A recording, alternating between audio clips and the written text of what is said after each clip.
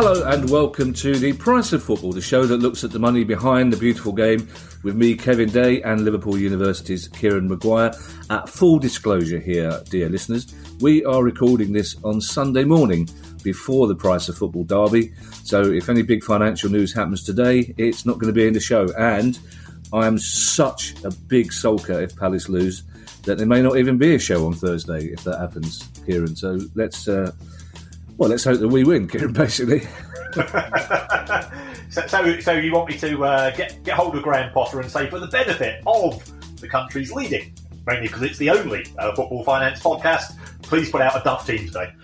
Yeah, if you could do that, I'd be perfectly happy. Yeah, I got involved. Darren Ambrose, who you may recall scoring against you at your brand new stadium, yes, was a guest on the 5-Year Plan Palace pod the other day, and he was very good. He was very funny. He was very interesting. But we got involved in a terribly childish semantic argument with him because he said it's not a derby, it's a rivalry. And we went, no, it is a derby. He went, no, it's too far to be a derby. He said, well, it's not a local derby, but it's a derby because derby sounds better than rivalry. And eventually, obviously, we had to get him to say that he hates Brighton live on air before we could move on. But it's Monday. It's not, Kieran. We just admitted that. But for the purposes of when this goes out, it's Monday, sort of. So that means it's our questions day, and I like questions day. We've got some really good questions. But first, a couple of news stories. Possibly a last word for now on Project Big Picture, Kieran. Steve Parish, who's chairman of Crystal Palace, revealed today in the Sunday Times that of the many issues he had with Project Big Picture, the loss of one club, one vote was the biggest, and also basically saying that if Leicester hadn't won the league in 2016, Project Big Picture may not have even existed. Yeah, I'm fully with Steve Parish on this, and I just do not understand. You know, we've grown up in a democracy, and you know, surely one of the central tenets of being part of a democracy is doesn't matter how rich or poor you are, you've got an equal say when it comes to power. You know, in the sense of one person, one vote, and for anybody to say that this is not good, especially for people that don't even live in this country, to say, you know, we want the power. And yeah, Manchester United is a Cayman Islands registered company. I just do not feel comfortable with that at all.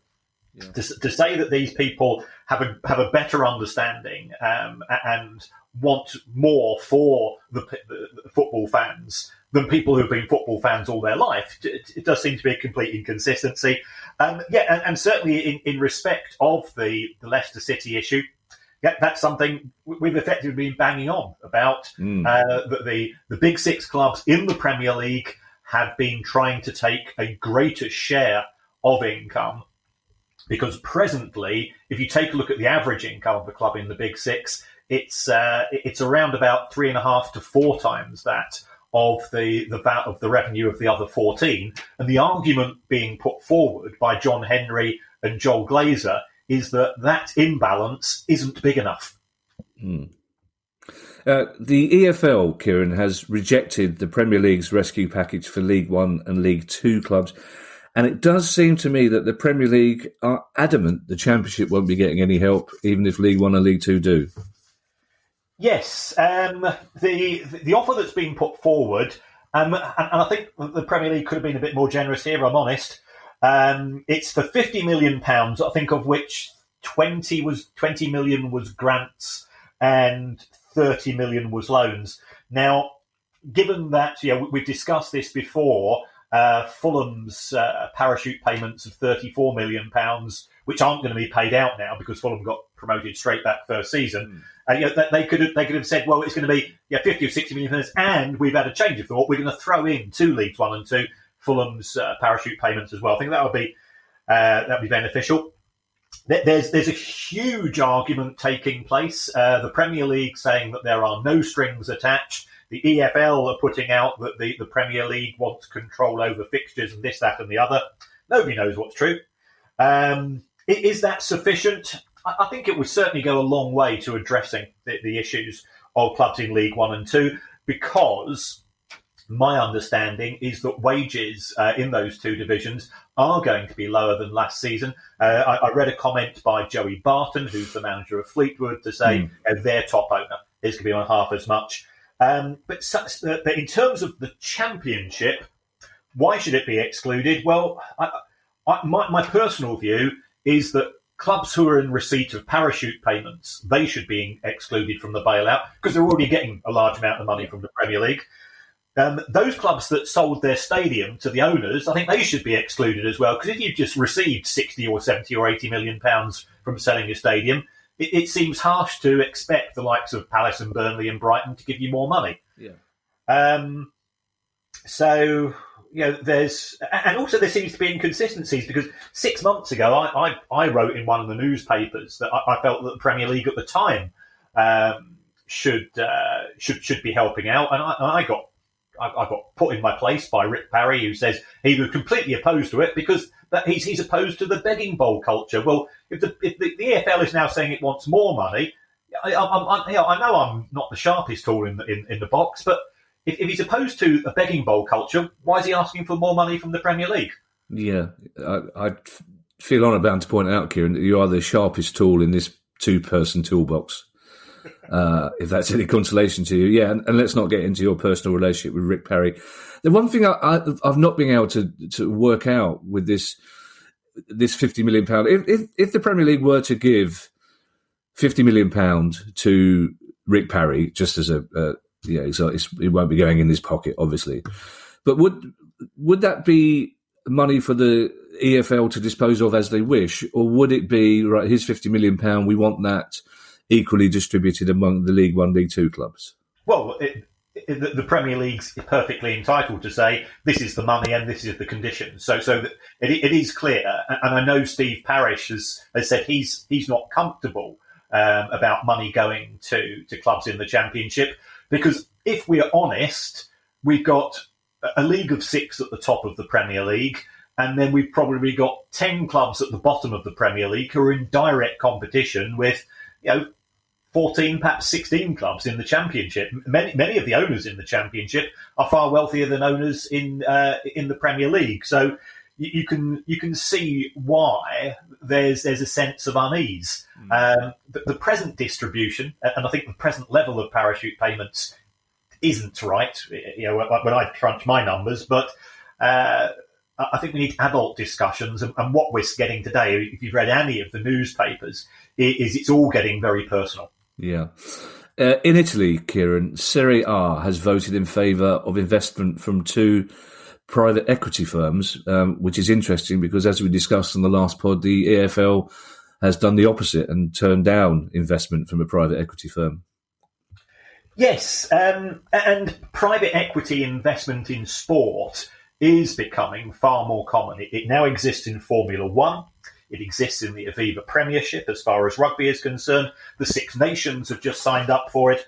And what's happened in Serie A is that private equity firms, they represent wealthy individuals. And they went in with a first offer from a company called CBC, which I think is also the company involved in the Six Nations. It offered to buy 20% for €2.2 billion, which valued Serie A at 11 billion. There was a bit of horse trading taking place. It's very like Dragon's Den, this. And the current offer is 10% for €1.6 billion, which values the Serie A at 16 billion. And that's because a bidding war took place. There's two American companies, Bain and CVC. This has been voted on by clubs. Clubs were given the opportunity to make that decision themselves, whereas the clubs in the EFL weren't even told that an offer was on the cards. Yeah. So, is this a way forward? It's the opportunity for football to get immediate cash. There's no such thing as a free lunch. We know that. The private equity companies would then get 10% of future broadcast revenues, and they'd be involved in the commercial deals as well. Now, these private equity companies, some of the stuff they do isn't great at times, historically, but I think they are trying to clean up their act. And it's in their interests for Serie A to be successful, because if you're getting 10% of broadcasting and a slice of the commercial, then you want 10. The bigger the pie, the bigger your 10%. So it's a way of getting third-party income into football. Commercial banks don't want to touch football clubs because of the risks involved. Yeah. So therefore, you have to rely on private people, whether that comes from the owners themselves or a group of private people in the form of a PE firm. It's an alternative method of investment. Now, Kieran, we here at Price of Football Towers are, of course, instinctively behind every football club supporters trust. But I increasingly like the cut of Newcastle United Supporters Trust's jib. We've come across them before. I'd like to actually, I'm going to ask Guy to invite one of them to come and chat to us, because they've been very vocal and very passionate, as you'd imagine.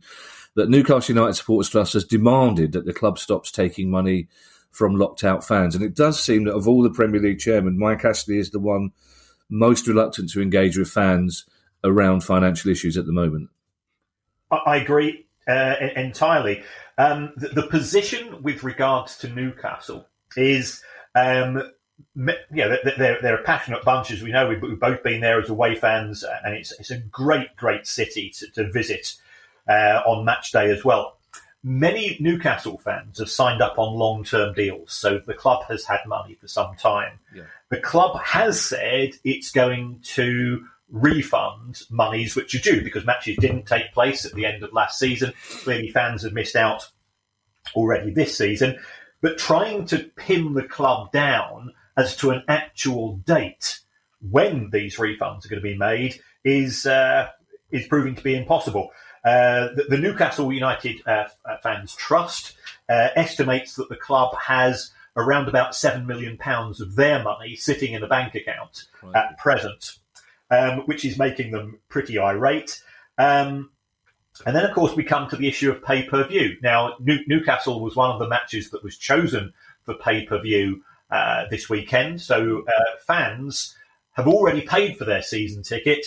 They don't know when they're going to get a refund, and they're expected to pay £14.95 on top. As we discussed before, that is unfair. We look at other clubs in the Premier League. A lot of them have got their act together, and they are accelerating the refunds and saying to fans, it's your money, it's your choice. I think the other thing which makes me really proud to be a football fan is that what Newcastle United is saying is don't spend the £14.95 on the football match. Yeah. If you can, give it to your local food bank. And I think that's an absolutely superb approach to take. If we've got the money, it's always a personal choice. Some people need the money for themselves. We don't know what's happening to these £14.95 because the Premier League clubs themselves haven't agreed. Haven't agreed on what? What happens to the money? On what happens to the money. Now, is that going to be shared between the home club and the away club? Is it all going to the home club? Is it going to be put into the pot which goes into the support package for the clubs in League 1 and 2? My understanding that no decision has yet been made. And if people think that this pay-per-view is going to be lucrative, I've got to be honest, I've crunched the numbers into a spreadsheet, and frankly, at this price point, for a match where a club would normally anticipate £1 million of match day revenue, that would be the likes of Brighton or Palace when we're playing at home. You're probably looking to get £100,000. So you're getting around about 10% of the usual revenue, because some of it goes in VAT. You've got to go and pay extra money to the broadcasters, and we've got to be honest. If you're a fan of a club and you've got 2 or 3 of your family where you're only going to pay once instead of 3 or 4 times, you might have a few neighbours round because they'll support Palace as well. If that match was on, clearly we wouldn't go and breach the rule of 6, of course. But the idea for a club that would normally get 25,000 people turning up, 25,000 of these passes will be sold is a nonsense. Does that lack of agreement on where the money will be distributed imply that this was a decision taken or made and taken very quickly. Yes, my understanding, and I've had a few conversations with journalists on this, is that the decision was announced on a Friday afternoon. In fact, a week ago on Friday afternoon. Yeah. The proposal was first put to Premier League chairman on the Thursday night. So they had, effectively, like everything these days, it comes into your WhatsApp group, you check up on the email, and then they had a few hours to either have the decision as to, do we go with $14.95? And again, there's an argument broken out between the broadcasters and the Premier League. The Premier League clubs are saying the price was determined by the broadcasters. The broadcasters are saying it's nothing to do with us. My understanding, and I'm not a lawyer, well, I'm a pub lawyer, the same as you, is the clubs weren't in a position to dictate a $14.95 price for all the matches, because that would have been in breach of competition law. And so therefore it would have to be down to the broadcasters. But they had a choice of £14.95 or a blackout. We put a poll out on Twitter yesterday to see what the reaction of fans was. And personally, I'd have thought that, I would have personally voted for the $14.95, because it's not my decision as to how people spend their money. Yeah. But it was overwhelming in rejection of a blackout from fans. I think it was 74% to 26%. Right. It's interesting. It's probably my imagination, but watching the game yesterday, I can't remember which game it was. The first one that was on yesterday after Saturday afternoon. The Sky commentators seemed almost sheepish in announcing that there are games available, or BT Sports commentators rather, were almost sheepish in announcing that you could pay £14.95 to watch these extra games. But then listening to BBC 5 Live later on, they were basically really enjoying the fact that you could listen to this for free. And it's like, you don't need pictures, just listen to the radio for nothing. But on the back, just to finish on the Newcastle United thing, I really would like to talk to somebody from the Newcastle United Supporters Trust, because it seems to me that of all the clubs in the Premier League, Newcastle's owners are the ones that rely on the unwavering blind loyalty of their fans. They just seem to assume that they can push their fans as far as they want, because there are enough Newcastle fans to shell out money and not complain about it. And I think they're increasingly finding that they've made a mistake in assuming that, haven't they? Yeah, the fact that Newcastle United had to give away half-season tickets last season before the pandemic broke, because it was embarrassing. So many Newcastle fans have now voted with their feet and not renewed, that it was just looking a bit embarrassing from the club's point of view, that there were huge swathes of empty seats at the ground. I mean, I went to a match, I think it was in September last year. It was a 5:30 kickoff on a Saturday, and I was staggered. But fair play to Newcastle fans. It must break their heart not having to make this decision to not support not support Mike Ashley's Newcastle United. They still support Newcastle United. They don't support Mike Ashley's Newcastle United. That's the issue. That's a good distinction, yes. Okay, Kieran, it's question time. Our first question is, and I'm actually looking forward to saying this name, Kieran. Our first question comes from Tom Buzz, which is a great name. I like to think Tom Buzz has only just started calling himself that after trying out Manscaped's new razor. 20% discount if you use the code Price of Football. What a team we make. Derby fans will be disappointed. They've had a couple of weeks off, but we're back on Derby because Tom is a Derby fan. And Tom says, with Derby getting a £30 million loan recently, what can they actually do with it and how will it affect FFP? He says a lot of Derby fans are overjoyed with this, but I'm not alone in being concerned that they've put the loan against club assets. Is there any way of knowing, Tom Buzz says, what assets they've put against the loan? Yes. So what's happened here is that Derby in August, they took out a loan from a company called something like MK Holdings or MSD Holdings, which is part owned by Michael Dell, the computer magnate of Dell computer fame. At the time, it said that there was security against this loan, and that security included the stadium. Now, the stadium isn't actually owned by Derby County, as we know. It is owned by another company owned by Mel Morris, the club owner, who has himself put huge sums of money into the club. Now, on, I think it was Friday, another document appeared at Companies House. And as you know, every single football club document that goes to Companies House also mysteriously appears in my inbox.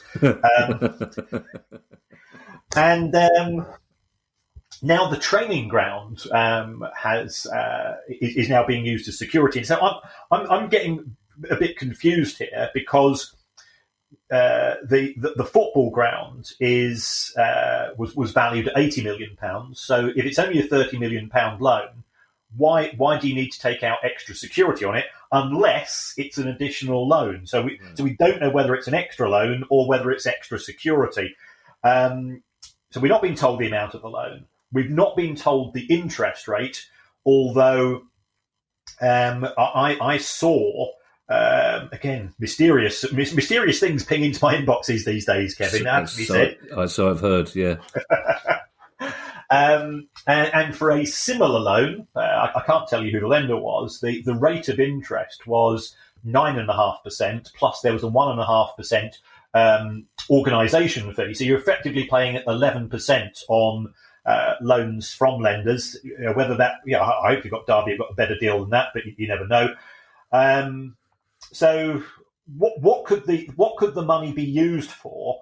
Now here, I know some Derby fans can be excited. I'm hoping it's being used for good reasons. It could be used for season ticket refunds because, as you know, Derby get very good support. Yeah. Their match day income last season was £9 million, of which a substantial chunk of that would have been season tickets. If we take a look at Derby, what we have seen in recent years is the money could be simply used paying the wage bill. The average wage for a Derby County player went, according to my calculations, from £7,800 a week in 2014 to £22,500 a week in 2018. Now, I don't think they're getting treble the standard of football for treble the money, so I think there's an element of frustration there. When it comes to FFP, I've got to say it's irrelevant. Right. So it doesn't count towards FFP at all. I suspect it's going towards wages because if you take a look at Derby's accounts, pre-pandemic, they were paying £161 in wages for every £100 that came through the door. Mm. Tom Buzz, I hope that answers your question. Feel free to ask any question you want, Tom, because I will happily read out the name Tom Buzz several times a pod. And another name I'm happy to read out is Dave Baccarini. And Dave Baccarini is a regular question asker to the pod. Thanks, Dave. And this is a good question because I don't think we've mentioned this since around episode 3 a year ago. And Dave says, it seems we know in great detail what players get paid, but we know less about managers. So in the Premier League, are managers the highest paid employees? Pep versus Sterling at Man City, for example. And what about the Championship? And this is an interesting point. How come managers can just resign and leave, but players can't? Okay, let's take a look at those questions in turn. Ultimately, none of us know how much players are paid. It's pure conjecture. It's not disclosed publicly. It's not like the NFL. I mean, the NFL is absolutely fantastic in terms of transparency. Now, my personal view is actually it's none of my business. I don't know what your earnings are, Kevin. You don't know what mine are. If anybody wants to find out what a grade 6 teacher is paid, you can find out if you go to the government does give out that data, I think.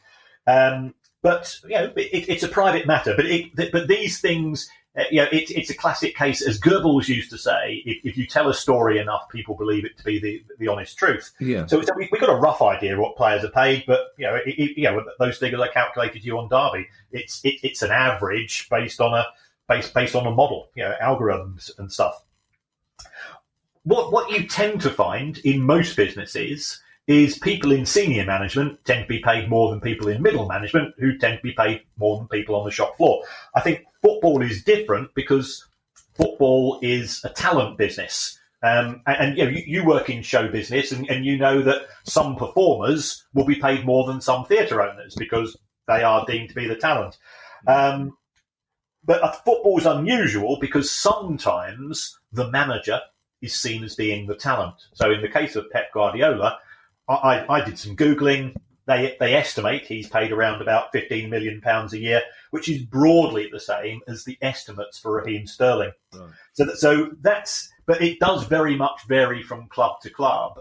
And I think if you have some clubs who have either new managers, especially if they've been promoted from being the coach or something of that, they could be on a substantial discount to the highest paid players at the club. So that's the first question answered. In respect of managers moving on, the reason why it's more difficult for a player to move than a manager is that when you sign a player on a 5-year contract, that gives you exclusive rights to play that player for the next 5 years. So you are paying for his registration. And if somebody wants to employ that player, they've got to give you compensation in the form of what we refer to as a transfer fee.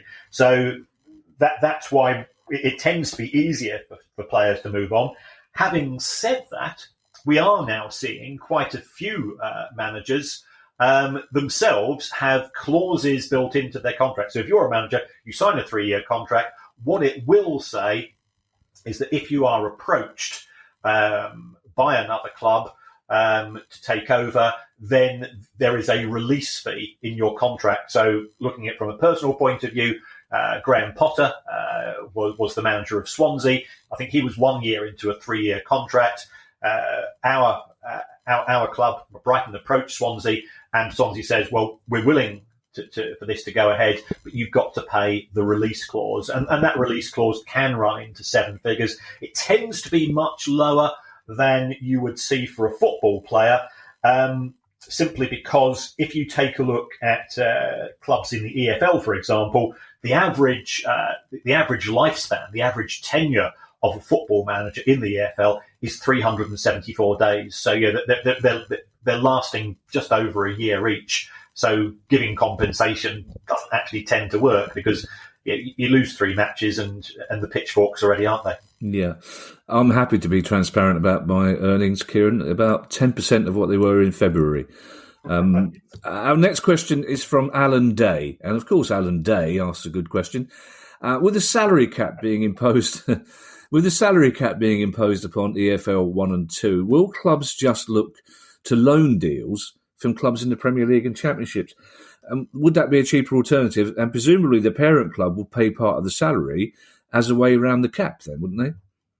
Yes, they would. Are you certain that Alan's not one of your cousins from Ireland? Because, I'm related to probably at least 20% of that country. So it could be one of your long-lost people. The days of my English cousins. It's McLaughlin in Ireland. I mean, there are O'Days in Ireland, but there aren't any Allens in the family at all. So I suspect if I was related to Alan, it would be through the English side because there's a lot of days in Cambridgeshire. So if Alan's from... This is all very local TV now, isn't it? Just answer the question. Okay, right.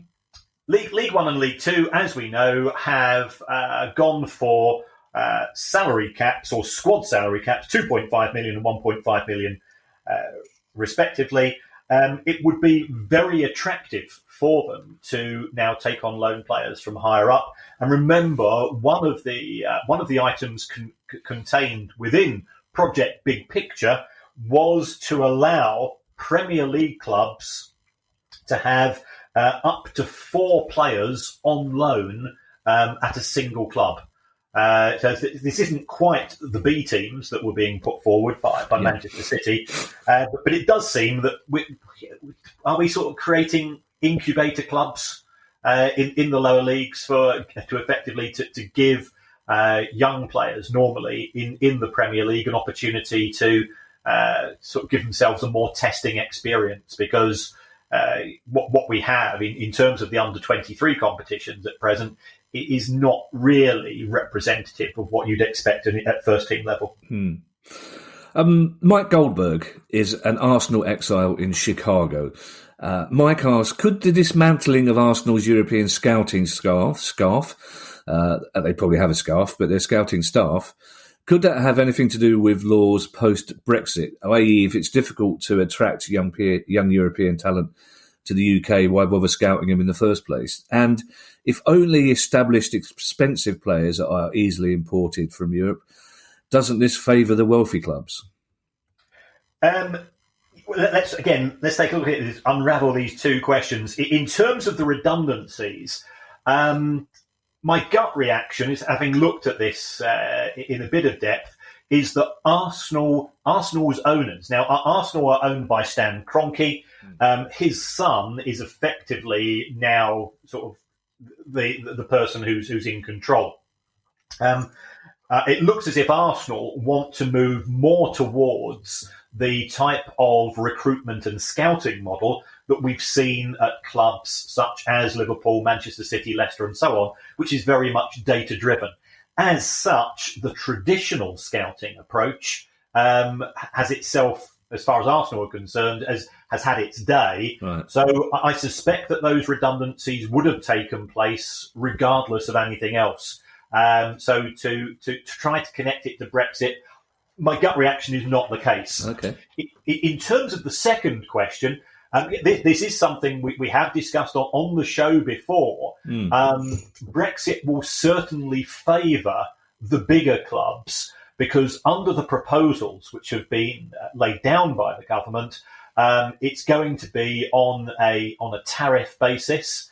And therefore, it's going to be similar to the way that we recruit players who are non-EU, and that's linked to their existing salary. Their salary, they would be offered here in the Premier League, the country which they come from, where that country's FIFA ranking is, and this is actually really crucial. If you're in the top 50 FIFA ranking countries, that actually is significantly beneficial, which seems strange, really, because we at Brighton we've got a player called Percy Tau, who we can't get a work permit for because South Africa, who were on the cusp of going into the World Top 50, didn't. So we're now loaning him out to a club in Belgium. So it all gets very messy. But certainly the Brexit regulations will favour those clubs who are more inclined to be recruiting players from Argentina, Brazil, Germany, Italy, Spain, and so on. The Premier League needs more purses, doesn't it?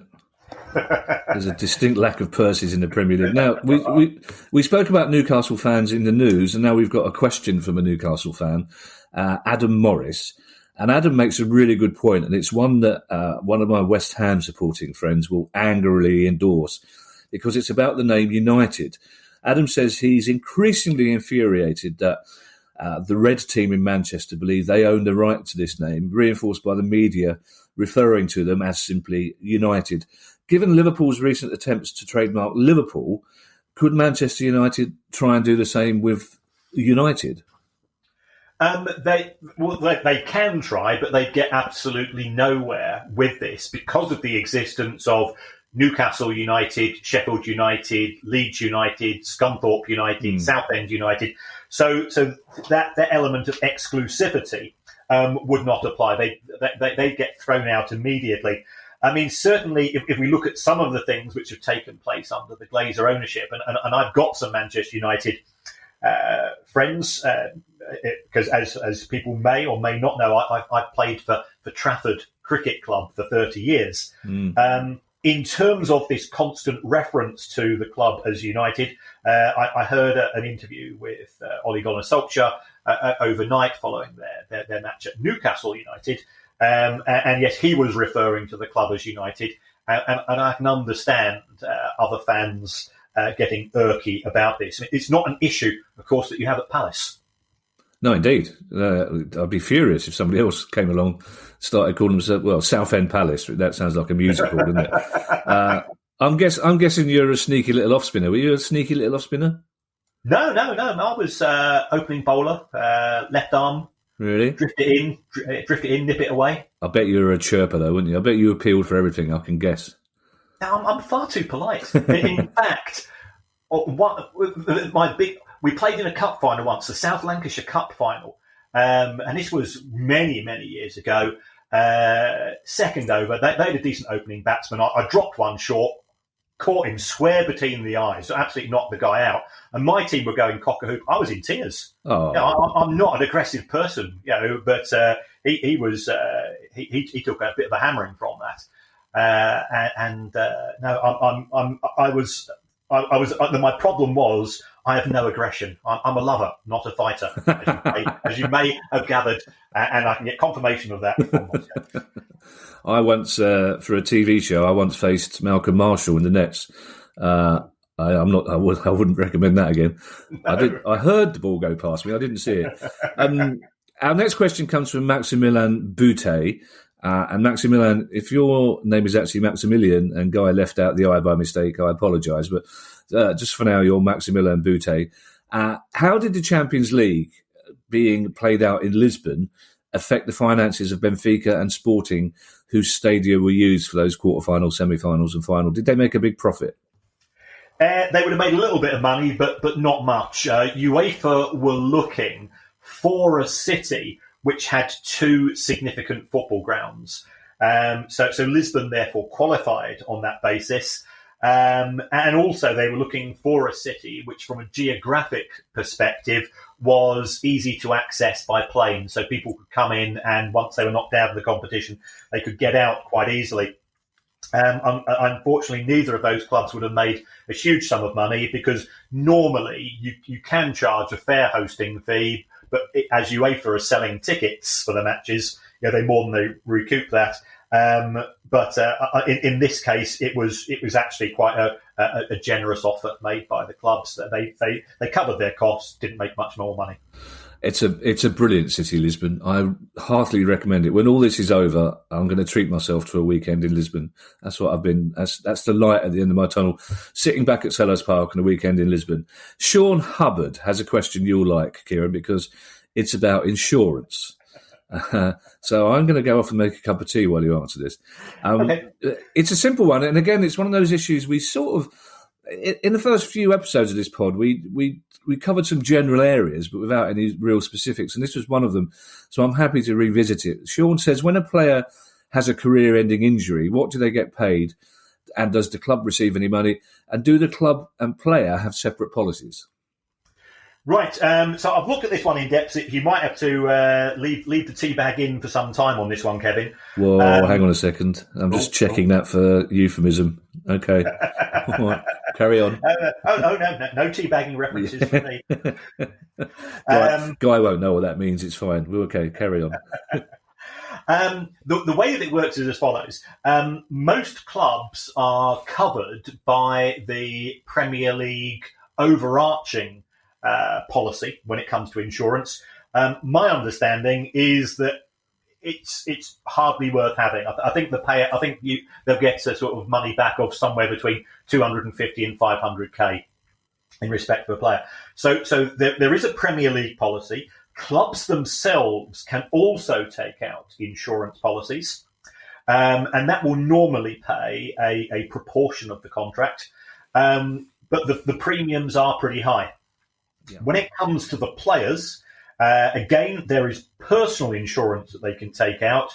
But if we took a look at the premiums, if a player is looking for, say, a £6 million payout, we can all get personal insurance policies, which we pay, a couple of hundred quid for. The premiums are high. If you're a 22-year-old player, it's going to cost you 30 grand a year for the insurance premium. If you are a 32-year-old player, so therefore, you've probably had a few knocks, it's probably going to cost you 70 grand for that premium. And then, of course, the small print needs to be checked. Is that just a UK or is that worldwide cover? You think about travel insurance, and if you ever go to the US, you have to double the amount of premium. So it is costly. And the reason why it's costly is that, quite a few players end up having their careers finished at an early stage, and the insurance companies need to ensure that they don't lose money on the basis of that. So there are, in answer to Sean's question, there's a variety. There's Premier League there's the clubs. Many clubs effectively self-insure, because if you think about it, if you've got a squad of 25 players and it's going to cost you on average £50,000 a year to insure each player, then you're looking at premiums in excess of £1 million for a player. Yeah, and it could be that your squad nobody has a career-ending injury for 5-10 years or whatever. If we take a look at the finances of clubs at present, they are all looking to cut back on expenses wherever they can. And presumably, Kieran, these policies only relate to injuries that happen while playing football or training. Because if you remember last Christmas, Mikel Antonio had a prang in his very, very expensive sports car whilst dressed as a snowman. And we discussed at the time, as friends and I, that I can't imagine the insurance company would be particularly happy about a player dressed as a snowman getting into a very, very expensive sports car. And again, I guess they're banned from skiing, parachuting, motorcycling, that sort of thing as well, aren't they, under their insurance policies? I think actually they're banned from that under their employment contracts. Oh right. Okay.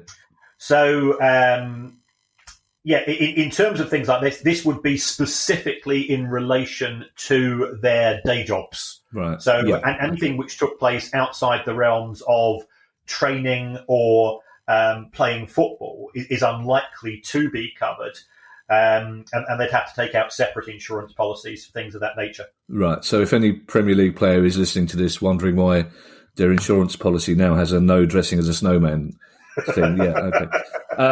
Our next question, we need to crack on because we've still got a couple of questions to come, and they're good questions.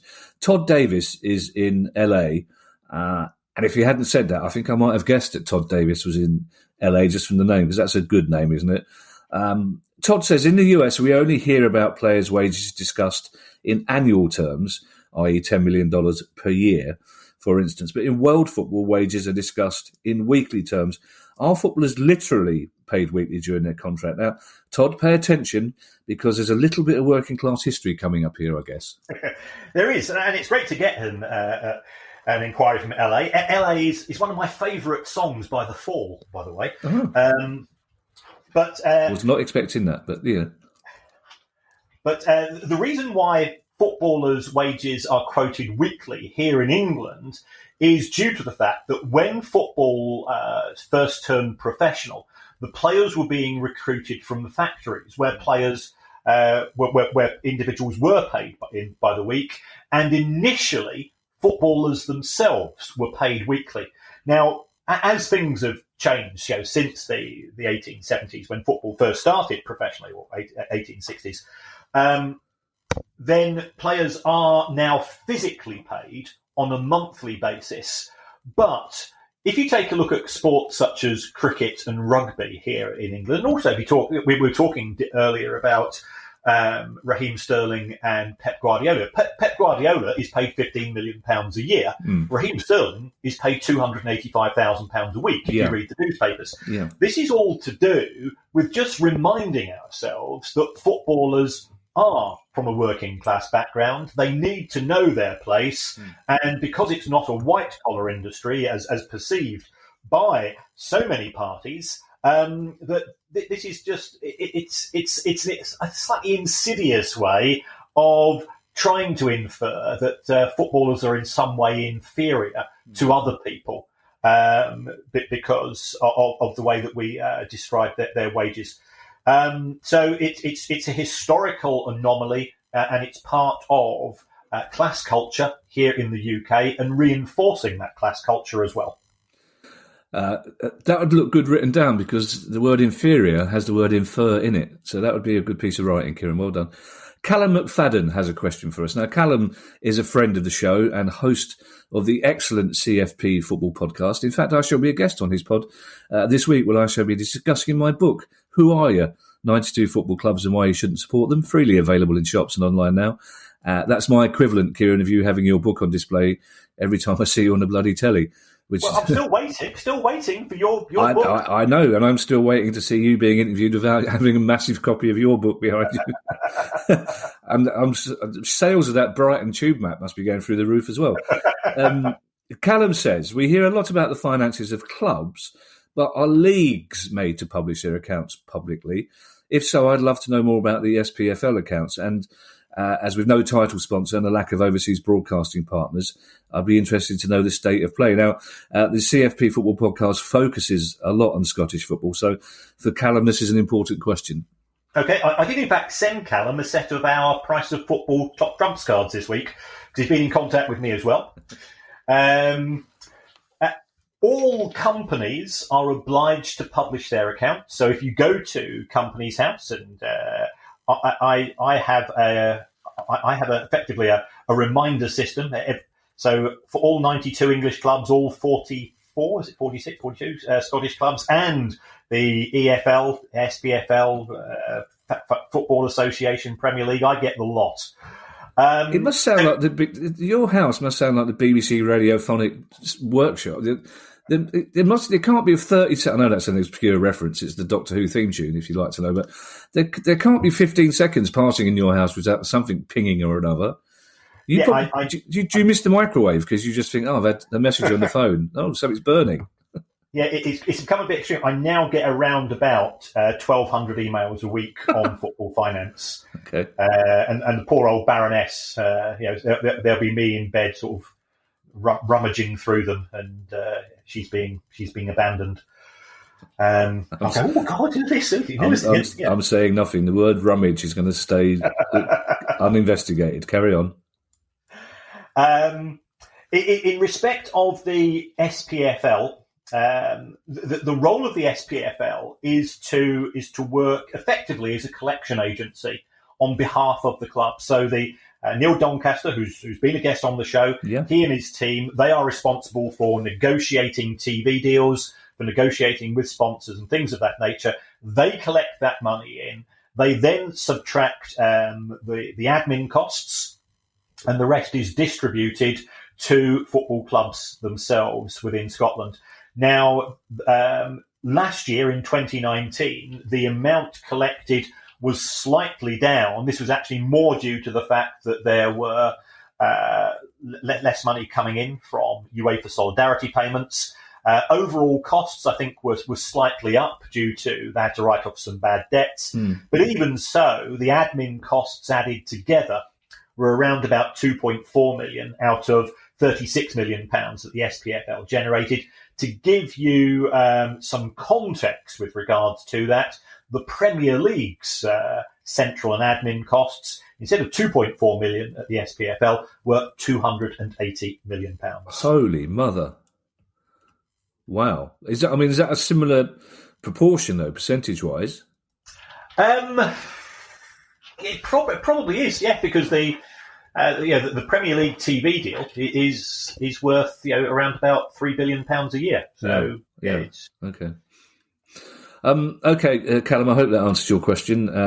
When you send a thank you note for your top trumps to Kieran, you can ask him more in detail. Our penultimate question, and I'll see you next week, Callum, by the way. Ben Clark has asked our penultimate question. Usually in pre-season, says Ben, Leeds United play a few local games against teams like Tadcaster and Guiseley. This obviously helps them financially, of course, because of Leeds' big away support. Do many other Premier League teams do the same? And should the FA encourage them to do so to raise money for grassroots football? It's a good question, Kieran, because Palace used to play teams like Bromley and Whiteleaf a lot, but it seems less so now that we're an established Premier League club, in inverted commas. It does very much vary, Kevin, on a club-by-club basis. I know here at Brighton, we normally will have a match against Worthing or something of that nature. It'll be sort of, every player gets a 45-minute run out. We might play Crawley. We got to be honest here. We're not Manchester United. We're not Liverpool. We're not hugely in demand. Either our clubs in Asia or America and so on. Manchester United tend to do this less and less, and I have no issue with this whatsoever because they've got people clamouring to see them overseas. Of course, yes, of course. So they were due to make this summer due to make £16 million from their pre-season tour. To put that in context, that's more than Palace made, and practically the same as what we made from a full season of match day income in the Premier League. Yeah. So these are very lucrative. another issue, I don't want to hark back to Project Big Picture, was that one of the reasons why Manchester United and Liverpool owners wanted to reduce the size of the Premier League was to allow them to go on more lucrative pre-season tours, because sort of to have this sort of the equivalent of the Harlem Globetrotters in football, which pre-season tours are. The players don't take them that seriously. It is just a glorified training exercise. Is very beneficial from a financial perspective, and also it allows the club to tie up those local commercial deals as well. So therefore, if you are Liverpool and you're in you're in Malaysia, then all of a sudden your local noodle partner, a couple of players can take 10 minutes out for a quick photo shoot. So there's ways of tying up not just what we see in terms of the figures which the clubs will quote to local promoters to host the matches, but it's also beneficial from a commercial perspective as well. For Palace, Brighton, Leeds have got bigger support than both our clubs. We both know that. But they will tend to do things on a more local level. So if Leeds are still in the Premier League in 5 years' time, Ben could probably expect them to be playing Tadcaster and Guiseley on far fewer occasions, unless maybe a Leeds 11 might be going down there, because Leeds will have the sort of demand that sees them touring the Far East, presumably. Yes. And certainly if you take a look at Leeds owner Radrizzani, he has got ambitions for the club. 10% of the club is now owned by the San Francisco 49ers. He's seeking further investment. That could again come from private equity. He's certainly got ambitions for Leeds United. Philip Hawkins has a very interesting question for us to end on. And Philip is one after my own heart because it's about retro shirt merchandise. Philip says, with the growth of retro shirt sales through official club stores as well as through specialist dealers, are clubs receiving any significant revenue from their old shirt designs? And at what point do manufacturers stop honouring their percentage of sale commitment to a club once a deal has expired? This is a fascinating area, Kieran, and one which I think concerns current kit sponsors, I understand, because increasingly, I'm told, you have older fans buying the vintage kits for nostalgia reasons, but you also got younger ones buying them because they don't have to wear the logo. Yes, there's a bit of a conflict at times, because I think if we're honest, we've probably both got more than one Palace and Brighton shirt between us. I haven't got any Brighton shirts, Kieran. We have to be very careful how we put these things, Kieran, because we're both getting. Yes, I haven't got any Brighton shirts. And I've not got any Palace shirts. Yeah, my windows are clean enough without having to get any Brighton shirts on them, Kieran, don't worry. Clearly, the current deal with the current manufacturer is one that the club wants to promote, as does the manufacturer, because they will have made money. The club benefits from getting the percentage, and also when they're going forwards to sign up a New Year deal with Puma or Adidas or Nike or Macron, whoever it's going to be, it's going to be on the basis of sales of the present level of sales of shirts. So it's a bit of a double-edged sword. Quite often, because clubs have a habit of changing their badges, then they might lose the intellectual rights to the old badge, which means that manufacturers or I'd say companies that have got an eye for a market will potentially go with an old style badge and sell them. So it makes sense for the clubs, therefore, to put the retro shirts sort of in-house. It does make some money for the club. It's pretty marginal. And in terms of the percentage, given that 99% of Palace's sales will be from Palace's megastore or Palace's online store, it makes sense from the manufacturer's point of view to carry on paying the club a commission for each sale, because the manufacturer will benefit from that as well. Okay, Philip, I hope that answers your question. And if you have any questions for us on any aspect of football finance, or whether it's your club or your country or your continent or your planet, questions@priceoffootball.com is what you need. Questions@priceoffootball.com. We'll be back on Thursday, as long as Palace haven't got hammered, of course, in which case it might be next Monday. It might not. It might be Christmas. You never know. And I'll leave Kieran to his final word. And I won't be saying good luck afterwards either, Kieran. So Once again, folks, thank you for the feedback. Thank you for the reviews on Apple Podcasts. If you do like the show, and you could kindly give us 5 stars and a review, it doesn't actually matter what you say in the review. We've now had it confirmed that you could say rude things about myself and Kevin as much as you want. By all means, say if only we had the Swiss Ramble and Justin Morehouse doing the show, I'd prefer it far more. But makes no difference to where we are in the charts. And we're appearing in some really weird charts. The show has now been watched in 157 different countries, which given that it's 2 old blokes talking from Norbury and the South Coast is a bit bizarre. Yeah, and given that it's a podcast, I'm amazed they're watching it at all. True. But keep them coming. Keep the questions coming as well. And we're living in difficult and troubled times, so look after yourselves.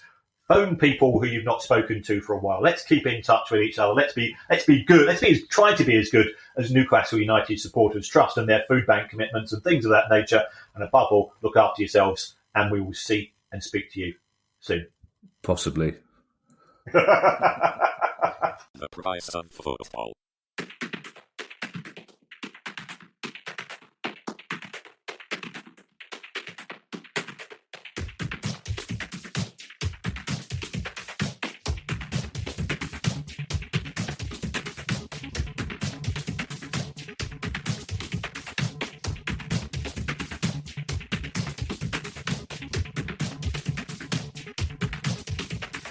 The price of football.